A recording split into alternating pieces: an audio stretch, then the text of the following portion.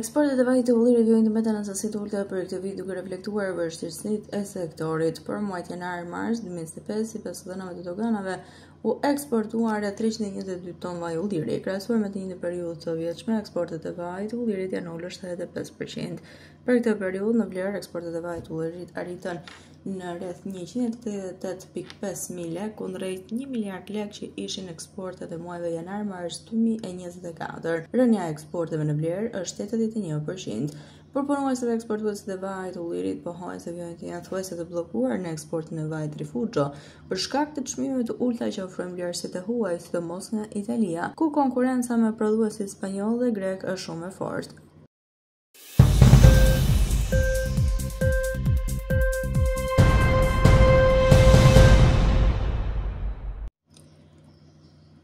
Nga veripoja kuforia e dellëve po shkatron një pyll me pisha shekullor te golemi, ku betonizimi po shpejton erozionin, bregdeti shqiptar po vuan rënd. Rritja e nivelit të detit po prek gjithë planetin sipas NASA-s mes viteve 1993 dhe 2023.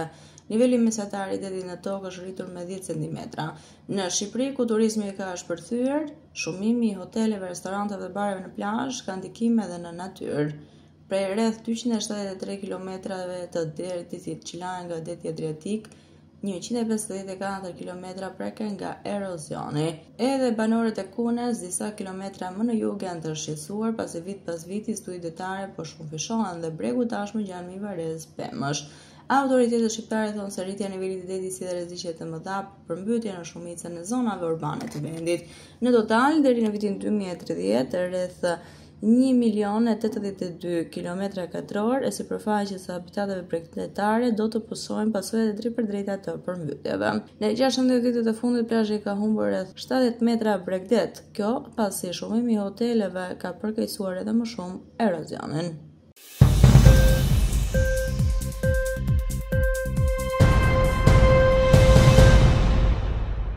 Në Shqipëri punohet mesatarisht rreth 43.7 orë në javë, gati 8 orë më shumë se sa në vendet e Bashkimit Evropian. Shqipëria renditet kështu vendi i parë në Europë duke kaluar edhe Turqinë, kur Eurostat llogarit një mesatare javore pune 43.1 orë. Koha e gjatë në punë diktohet në sektorët e prodhimit, bujqësisë dhe ndërtimit, ku punonësit janë të angazhuar deri në 46 orë në punë, ndërsa administrata është aktive për 40 orë në javë. Për krahasim, rajoni Ballkanit përgjithsisht punon më gjatë. Në Maltezi, punonësit janë në punë 42.8 orë në javë, në Serbi 41.3, në Bosnjë 41.2 dhe në Maqedoninë e Veriut gati 40 orë. Në Bashkimin Evropian, në vitin 2023, personat e afër për punë të moshës 20 deri në 64 vjeç punonin mesatarisht 36 orë në javë.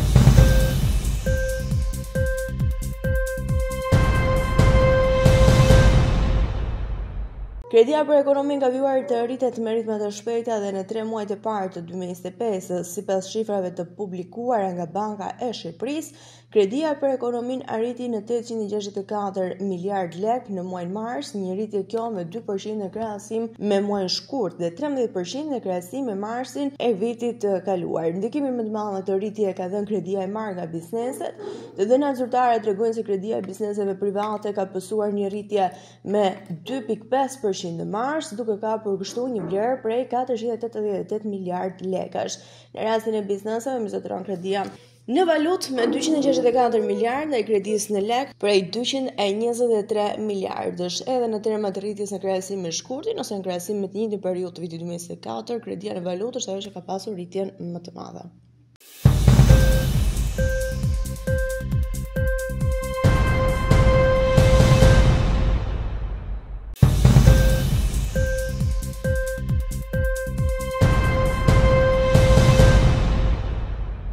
Presidenti i SBA-s Donald Trump ka njoftuar se kryeministri kanadez Mark Carney, fitues së zgjedhjeve të fundit parlamentare, do të vizitojë shtëpinë e bardhë brenda javës së ardhshme ose më shpejt, dhe se po kërkon të përfundojë një marrëveshje tregtare me Washingtonin. Trump tha se përgëzoi këtë të fundit për fitoren e tij në zgjedhje në një telefonatë që patëm me iniciativën e kryeministrit kanadez. Fola me të ishte shumë i sjellshëm dhe përgëzova, ka thënë Trump gjatë mbledhjes së kabinetit të tij. Marrëdhëniet e SBA-s me Kanadan janë të ftohur për shkak të kërcënimit të përsëritur të Trump për të aneksuar fqinjin e saj verior. Për më tepër, kërcënimi i luftës tregtare që presidenti republikan nisi me Kanadan ishte në qendër të fushatës zgjedhore për zgjedhjet parlamentare.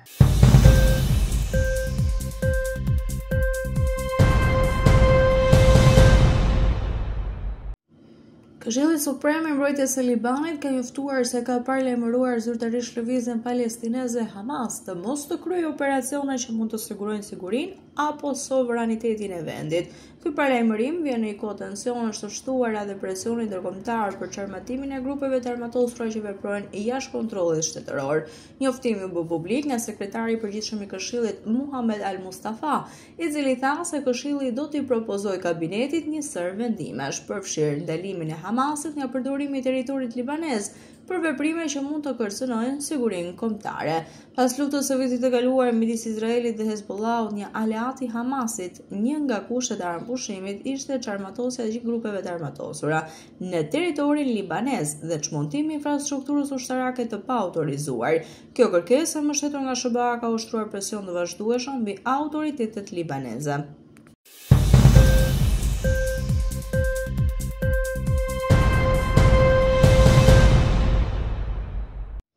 Ishulli tropikal i Balit është zhytur në një ndërprerje të energjisë elektrike që ka paralizuar pjesën më të madhe të provincës. Vetëm disa ditë pas një ndërprerje masive të energjisë elektrike që preku Spanjën dhe Portugalinë, mediat lokale raportojnë se Meka e Indonezisë turistike ka qenë pa energji elektrike që nga ora 16:00 sipas kohës lokale dhe dyshohet se fajsohen kabllët në New York midis ishullit dhe Javas. Në një deklaratë të botuar në Jakarta Globe, kompania shtetërore e shërbimeve PLN tha se problemi me kabllët në ndërtesë po ndikonte në termocentralet lokale në ishull. Dëshirojmë të kërkojmë ndjes për shqetësimin. Aktualisht jemi të përqendruar në rimendosjen e sistemit para normalizimit të ngarkesës, ka thënë PLN në një deklaratë të publikuar nga faqja e internetit.